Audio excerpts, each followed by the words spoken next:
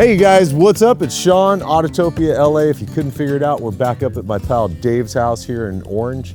We got JF from JF Kustoms down from Canada. You're here for Grand National. You got the Cougar with you. Yeah, we figured what a better place to test drive it than with you. I love it. Because you said the car only has a few miles on it right now. You've barely done any test miles. 4 test miles in front of the shop. And typically I would be like, hit me up when you got 500 miles on it, right? But you also deep in the race world. Yeah, we run a full road race team. So we're very familiar with preparing a car, get to the track, race it, and do what you need to do with it. In fact, when we won Detroit in 2014, I had a point to prove with that car. I was doing donuts with it within the week, taking my daughter to school with it, and we actually raced it at Optima Street Car Challenge. So we do enjoy making cars artistic, but we really enjoy showing that our art can function as a car. When you first sent the picture over, my first thought was, why did Mercury not ever do a fastback? You know, like nothing against the notch, I like it, but the fastback's always the sexier beast. It just is. It's sexy, it's killer looking. Yeah. It was 20 years in my head where I was just kind of bothered by it. I was just waiting for the right client to say, hey JF, I want you to build me your next creation. And Kevin Mindel came up and he was like, I just want a JF car. What does that look like? And that's how you approached it with you, huh? It was super cool because it allowed me to go, okay, I've been keeping this rattling around in my head for long enough. Yeah. Let's build the car with the fastback. That's so cool, and the guy went in on it. All in. Let's pop the hood, go mechanicals first. Let me guess, big block? Yeah, exactly. I got to premise the whole thing by saying, if we were building the car that Mercury forgot to build, I wanted it to have a very prototype vibe, from the color to the way the interior should look, to the engine choice. All of it had to still be something that was believable as maybe a concept car, but as well as it still has to have a modern flair. That is just jewelry sitting right there. So that's a Boss 9, because if you're a Mustang fan and you wanted to pick one of the best motors available, it was either going to be a Cammer or a Boss 9. What does it say, 530? It's a 539-inch motor, huh? So what does that make power? It's just like 700 horse, naturally aspirated. We're not asking the sun and the moon out of it. Yeah. It makes a bunch of torque because it's just such a big displacement motor. It's brand new, of course, so the IAC is still trying to learn, and you'll notice that during the drive. It's a computer, so it's going to do its job. It figures it out. Yeah, and this is part of the process, is getting some miles on it and enjoying it. And then what do you go to transmission and rear end on this? So it's got a Tremec 5-speed in it. 5-speed? It had to be a manual transmission car to have that sporty roof. You just couldn't put an automatic in it. Thank you for that. I mean, come on. And again, road racing, it just, a lot of times you're using your gearbox to slow the car down and get it settled, right? For sure. It was a no-brainer for us. And of course, a Ford 9-inch, because that's what belongs in these cars. It's the right platform for that. Now, as far as frame, suspension, because it doesn't look like still a subframe. Right. It is still a unibody car. We've had some clients that were relatively tall, and they struggle to fit in these pony cars. So what we've done typically is we get a front frame built, and then we go out to the rockers. So we'll run like 2x3 box tubing at the rockers, and then back to the main bars that hold the rear suspension in place. Gary likes to build a backbone right through the center of the car. So you'll notice our console is quite tall, the whole center tunnel is quite tall in the car, and we use that, actually we cross brace that and use that and add a whole bunch of rigidity to the car. There's some tubes coming out there. Yeah. Just off of the frame, right by the A-arm. Sure. That gets tied into a bar that goes across the bottom of the dash. And that bar at the bottom of the dash then connects the whole tranny tunnel to add the rigidity to the car. You'll feel the car has zero flex when you're driving in it. Wow, but the car's not caged, but it almost operates like it's caged in your For rigidity, not for our safety. No, I get it, but for the structurally it does, for sure. Remember I said I kind of was thinking prototype-ish or you know, a concept car-ish. So we still wanted to leave that space where you would have normally had the strut towers as something that's still a detail that visually through a camera would look like a strut tower. And that's all you guys building that, right? Yeah, all this stuff we have to do in-house. We live in a town with 5,000 people. I like to explain it to people this way. If we need specialty flat fasteners, they're a week out. So our planning has to be way ahead. Sure. Especially so this car went to Detroit. It takes us 5 days to even drive there. So we got to be ready before we're ready. Yeah. Are you making your own control arms as well? So Gary, this is your car. He's our Ford gearhead in the shop. So he was really excited to just sort of go out on his own. So he fabricated the A-arms and all the mounts and gave us a platform that's really exceptional. You can see down at the bottom there, that's all his subframe from scratch. And oh my God, I mean, come on, dude. And then back to the concept deal, if you look at the fan shroud, When you pop the hood on most domestic cars, especially Fords, you've always got that plastic fan shroud. I wanted it to be kind of believable, so we hand laid this out of fiberglass and then painted it flat black. So just like as a visual representation, it still looks like what it might have looked like back in the 60s. Yeah. I just can't get over just this engine bay alone to keeping the prototype concept at play the whole time. There is Ford influences everywhere in this car. Yeah. If you look at that hood scoop, it should kind of remind you of like a 70 Torino. I wasn't picking up on that before until you just said that. Right. And I love the ITBs, man. That's just, God, this thing's something. What's your rear suspension on the car? So the rear's got a 3-bar, coilover, of course, professionally built at our shop by Gary again. What'd you do? Wheels, So- tire sizes, all that stuff? So, like, Don't just- tell me you made your own wheels, by the way. Just down the street from here, Curtis Speed does all our wheels. He'll take one of my ideas, and if you stand back here and have a look, we're definitely looking at a wheel that's influenced by the GT40. So what he did though, is he took that 5-spoke pattern that's out close to us.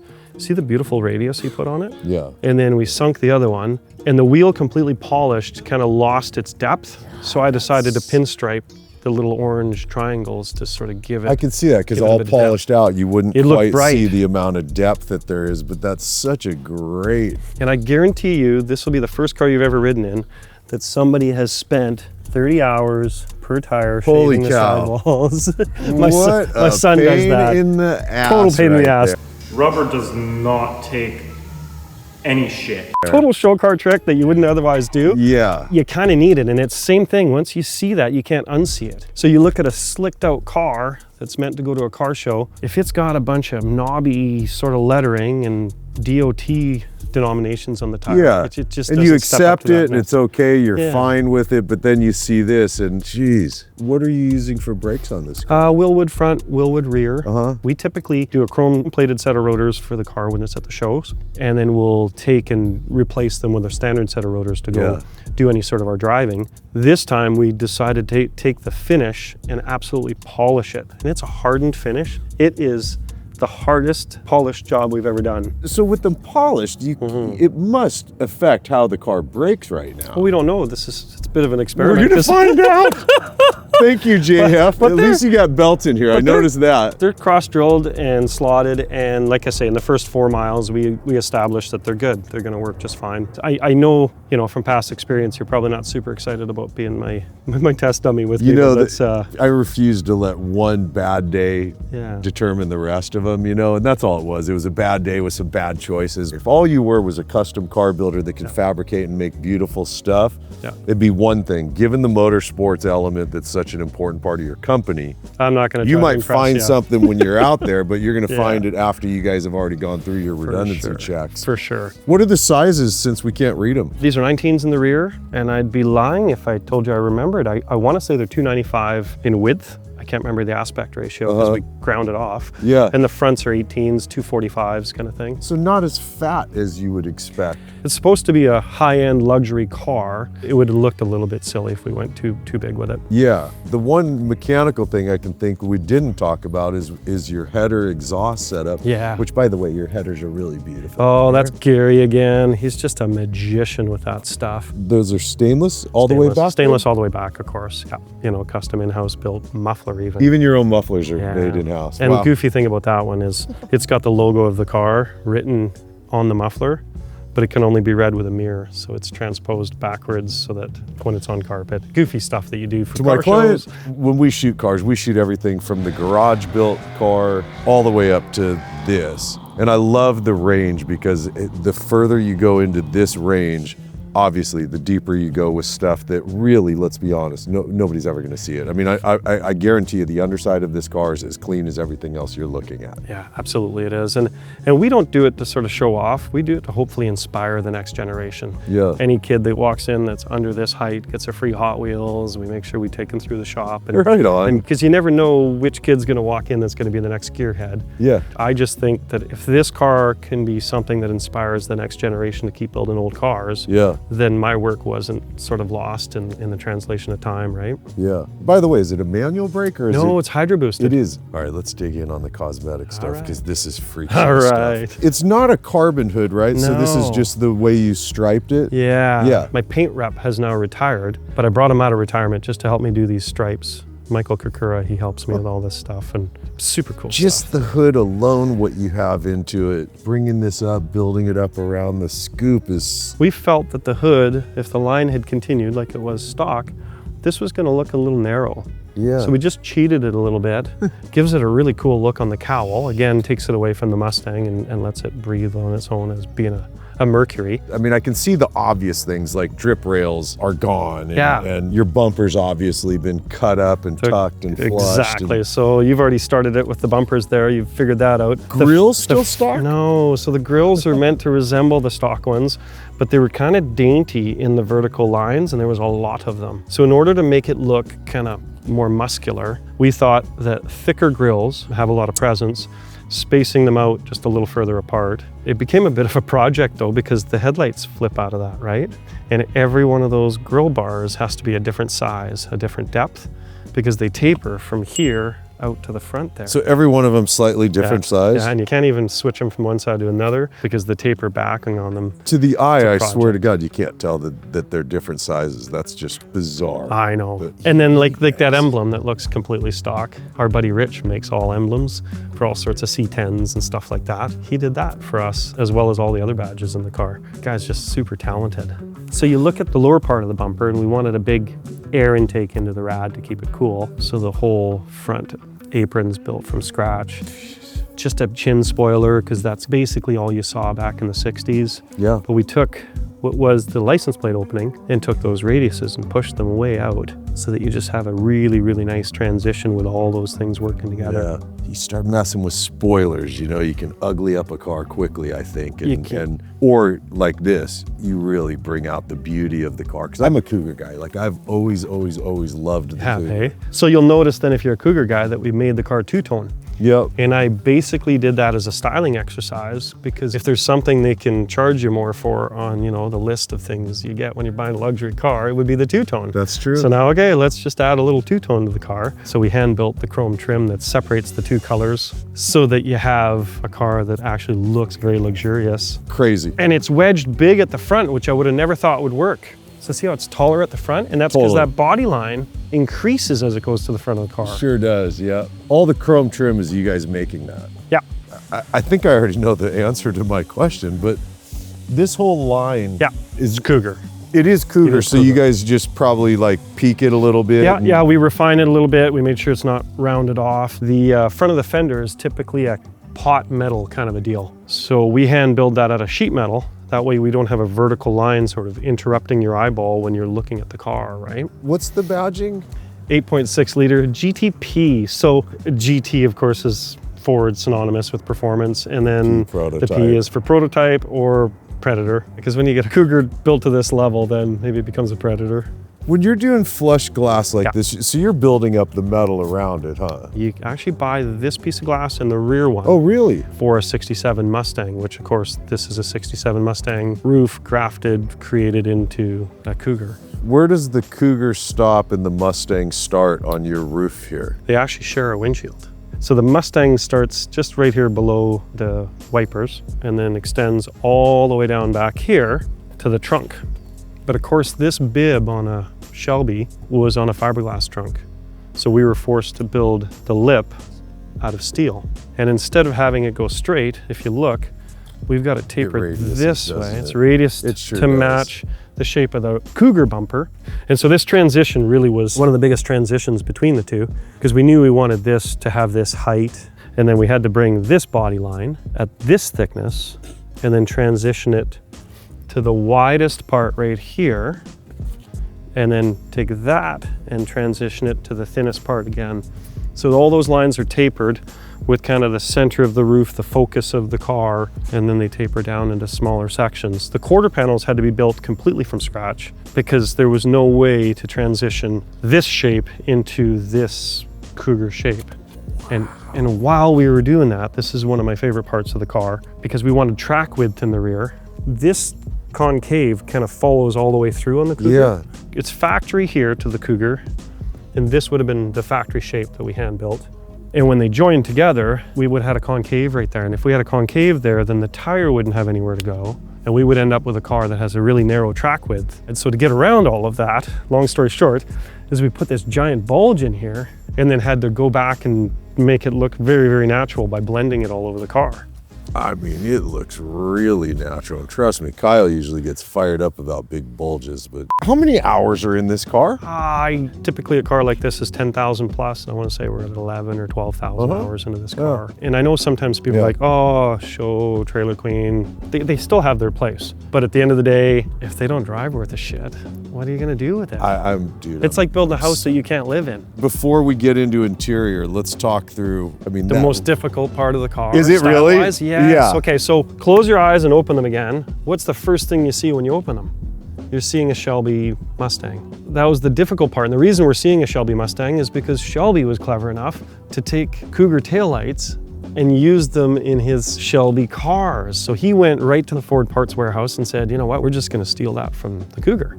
And so now I have to use the taillights that belong on the car, but it makes it look like a Shelby because of the really does. The bib we put on it. It really does. So how do we keep it Cougar looking? Well, you can see the body lines here are not Shelby. Of course, the bumper isn't, right? Mix up the gas cap a little bit by making it a Cougar gas cap, and then our own sort of design of tailpipes, which I think is kind of fun. Back a little bit to that 70 GT500. Yeah. So it's still in the Ford family where they would have been together. We just split them apart to make the license plate fit. This is just, God, what a sexy machine, man. And what you haven't done yet, and I know you typically don't do this, but it's worth just getting on your knees and having just a little look and checking that out. So even the two-tone split has to be done in certain sections of the car. You guys did it underneath as well. Even I just noticed this. So that's for reverse light? Yeah, that's for reverse light. God, this car's beautiful, man.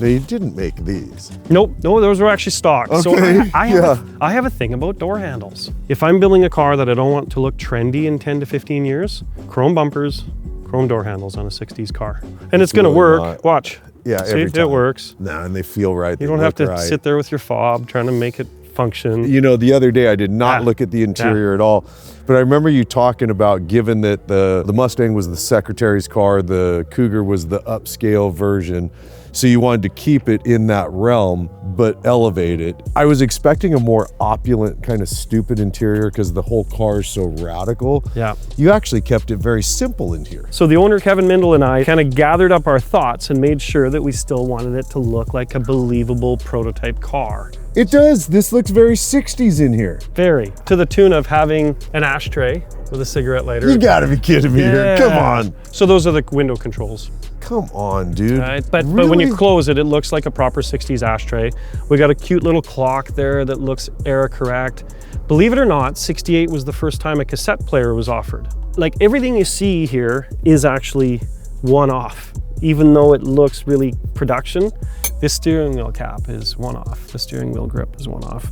The whole trim along the dash is one-off. If you lift the console lid there, just us playing. So we have actual... You got cassettes. Yes! Got some Elvis, some Johnny Cash and the Beatles. Come on, man. Down to like the billet pedals are still representative of exactly of what the rubber pedals were from Ford. And how about that aluminum trim that adorns the doors? Still gives you that pony car feel and look. But every piece is one-off. Everything's one-off, and even your gauges are one-off. Okay, so my gauges, I had fun with that. So that was mine. I wanted them to look like a rally pack. So it's physically held on to the car by the steering column. Oh, really? Just like a rally pack would. Yeah.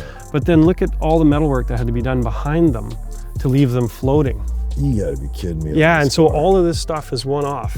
But I mean, even the lights, they look 60s. Yeah, look exactly. So... We had two guys really. Do you guys do your interior in-house too? So Lee Baxter does all our stitching. With these ideas, we went above what we were able to do, and what it took two guys that were working CNC machines just to keep up with all the ideas we came up with for the interior. Even the visor, the stitching is... I like the rear windows, like the quarter windows. This is the perfect example of an interior that's so understated, but you can tell like there's nothing original to this interior. When I sat down, I was like, I'm surprised they went with such a large diameter wheel, but it brings you back to the time. But then you've got the thickness of a wheel that's actually going to be cool to hold on to and drive the car. Yeah. I mean, down to these stupid tabs for your lights. Just kind of, there's no better way to do it, right? I am so knocked out right now. The amount of restraint taken on this car. It's always one of my favorite things, artistic restraint. You know, just because you can doesn't necessarily mean you should based in taste. Right, and we did in weird ways in here. That was the thing. Yeah, so of course we got motors that open the headlight deal there. I like that you did it electronic instead of vacuum based, and then they open in different times and stuff like that. So if you want to hear something a little bit crazy, because your heel's on it, and you wouldn't have thought for a minute, we literally CNC'd out molds and made rubber floor mats for this car. I have never thought of that. Really? Yes. So it's got the car's own logo in it. These pedals feel Oh, and really you can heel cool. toe it. Like, I can tell. I mean, like real easily. it's thought out. Yeah. All right, let's go drive this thing. There'll be more to talk about. There'll be lots. We'll go through like a sort of a systematic, I'll talk you through it a little bit about what I'm going through in my head. Yeah. Because it is the first few miles on it, and I appreciate that most of your audience wants to see us beat on it. We'll get to that. Yeah. As soon as we feel safe doing it. Yeah. Just so you guys know, right? A lot of times I ask, hey, let me do the driving for the car-to-car stuff because I know how to interact. I'm going to walk you through it. Sure. So I'm not even going to ask to drive this car. Obviously, it's somebody else's car, big dollar, fresh miles. I think it'll be ready for you to go around the block after we put 20, 30 miles on it here this morning. I think it will be. Okay. Well, let's go do our driving, man. Let's do it. Cool.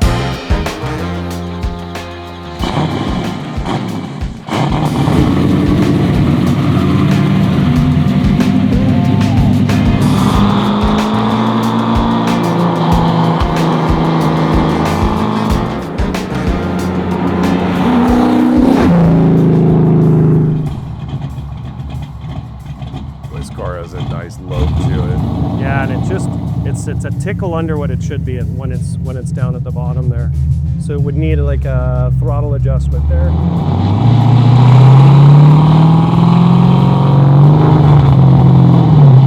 I'm really enjoying this already. I've been in the car for a couple of seconds, man.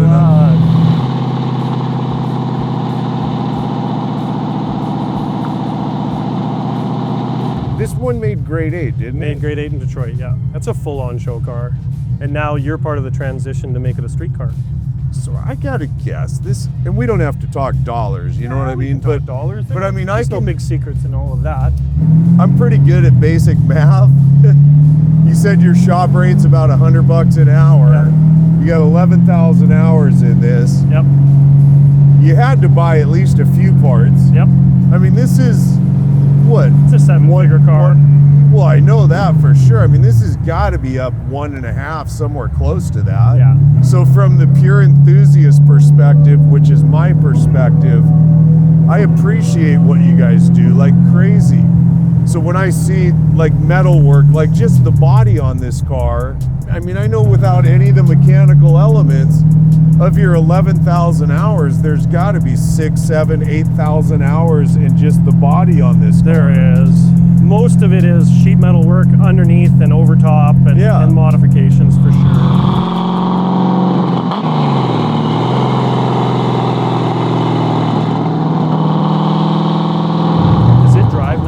Sorry. No, you're good. I'm just marveling at everything that's going on. This is my first drive too, and I'm like, boy, it's got it. It's just a little sticky on the idle, but I think other than that, I'm really, really happy with it. I love it that you're getting to actually. Sorry, that's why I'm getting to be part of your shakedown mileage. It's kind of fun, got to be honest. And it's functioning like a car should. Yeah.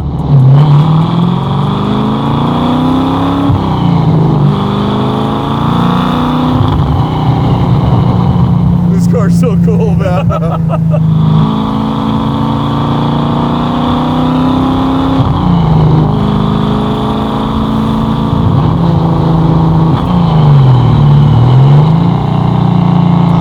It sounds so good. I think it's doing all the right stuff.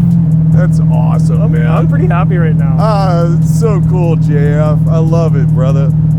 So now the car's kind of ready to go to the client. Yeah.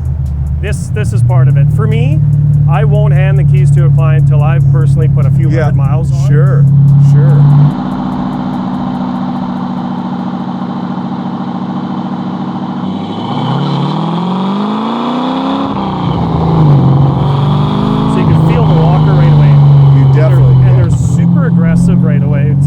soak it in a bit.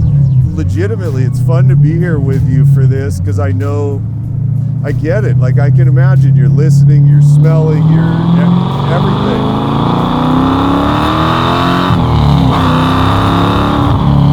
I think she's all there. This car's so cool. I think it's all there.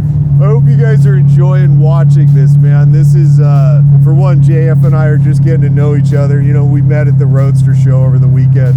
But to be part of this process right now, look, most other builders, I'd be a little nervous going like, you sure everything's okay? Especially, you know, that crash we had, part of the problem was his accelerator was sticking. Right. But he was sticking at about 2,500 RPM in a 1,200 horsepower car. In an automatic. We can't just cancel it like this. Right? Yeah, exactly. I mean, the mechanical smells, it smells like a fresh car. It's just burning off all the extra little grease, and we literally waxed the exhaust system. So all of that stuff's gotta leave, it's that right? kind of a smell, yeah. It sure just goes over the bumps like no creaks, no groans, like a new car. I'm super pumped about that. It feels like it's stiff enough that you know you got a car that'll handle, but not like overly stiff where it's, you know, chattering your teeth. Yeah, like it's very responsive. Yeah.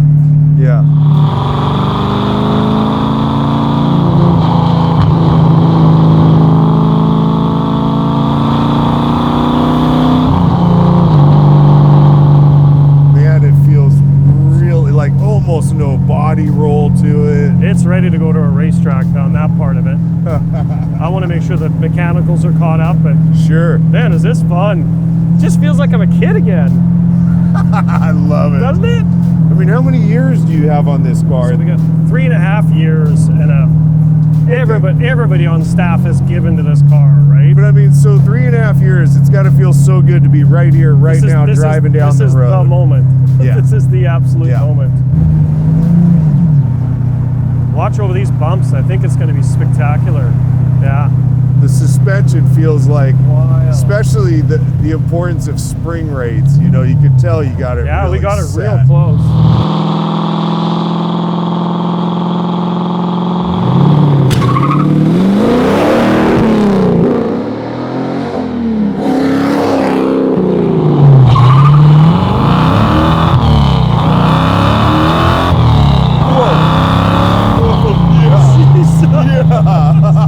That thing's a bitch, man. It just I get to be just as impressed as you are. Oh, dude. Man, it's happy. And I know you're not even railing on it all. It's not even. I'm 3/4 throttle, looking for grip a little bit. Yeah.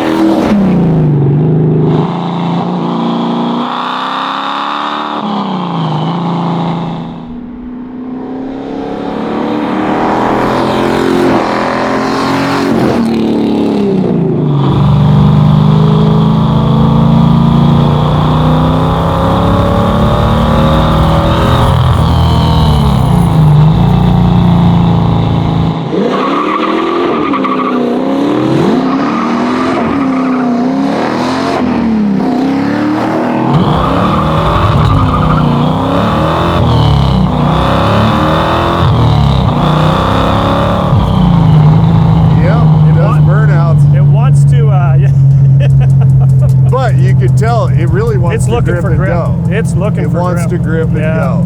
You guys, I want you to hear this so you can understand. I know some of you are mechanical, so you probably already figured this out.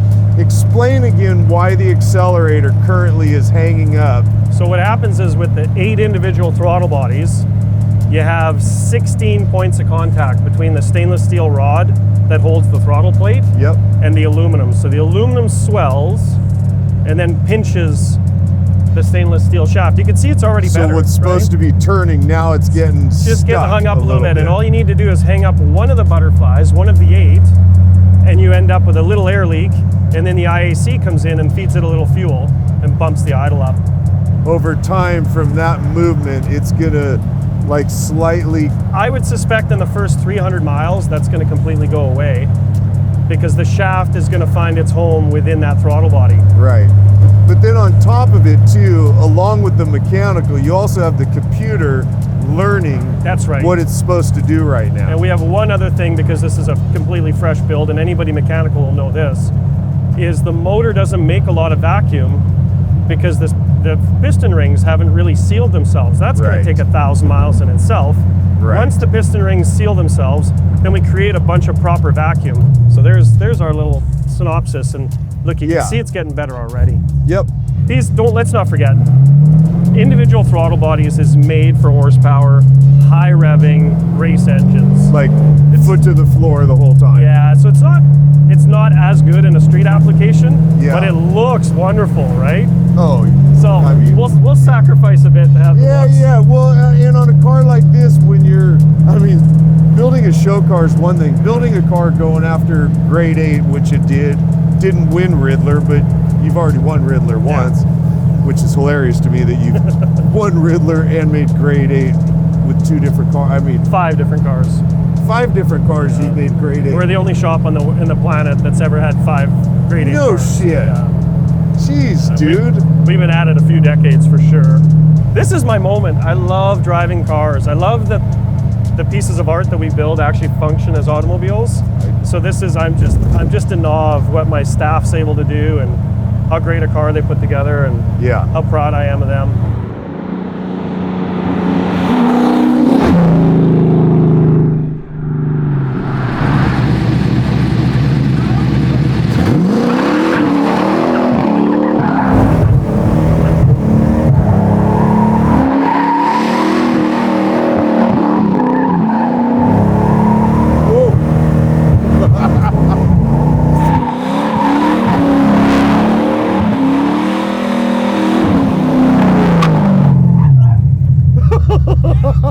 I want an exit that way. Yeah, dude. That worked, That's right? pretty fun. I think I'm gonna do it again, but try to launch it that way and More kind of give donuts, you. and then he wants to take off. I think so. But here we go Good to again. go?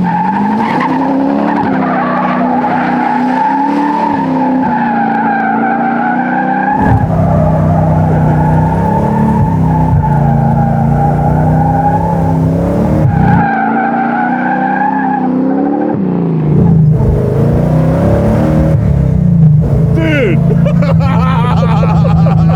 So Oh, badass. that makes me happy.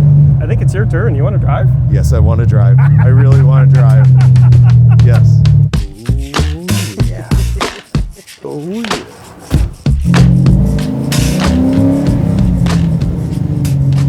It does have that Ford race car sound, eh? Yeah, it sure does. This car's really bitching. It's a little nerve-wracking though, or is it just comfortable for you? Nah, this is cool. There's still a slight element of classic car. You didn't refine it so much that you lost the classic car. Well, I think if you're doing a Mustang or a Camaro, you have to, because everything's been done. So we were kind of given carte blanche to just say, this is still an old car. Yeah. It doesn't have to be overdone to be special. Because we've gotten to the point where we can refine the drivability so much that we do lose the classic, I long to still have the classic element. God, I love the feel of this steering wheel, by the way. It's crazy how nice it is once you're driving. And the driving position's really nice. Your ergonomics feel really good on this. So we do the ergonomics in the cars when they're still in bare metal.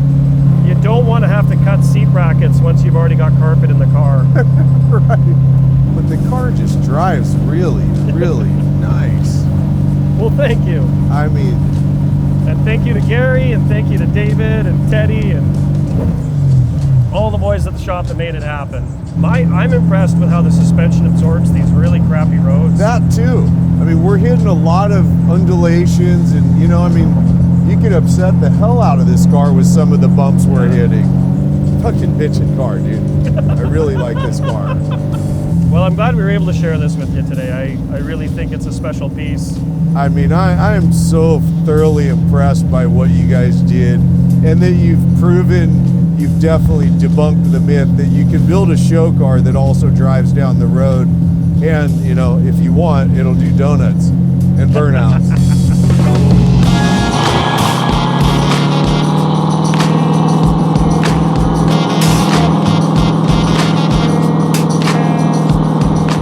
This is definitely one of my top favorite cars we've ever shot. And you guys have watched the channel, you've seen how many great cars we've shot, but the idea that not only the quality of the work and that it's a total show car, I mean a grade 8 car, but then he does donuts and burnouts in it and drives it down the road. We know most show cars don't ever do that, and this car just did it. I mean, I'm so blown away. And then when I do grandpa mode driving it down the road, the car drives great. Blown away, man. I'm stoked to have met JF and his wife. I look forward to more with them. Can't wait to shoot the Rivy that they have. I hope you guys enjoyed this one, man. Thanks for hanging out and watching what we do, and I'll see you in the next one. All right, man. Later.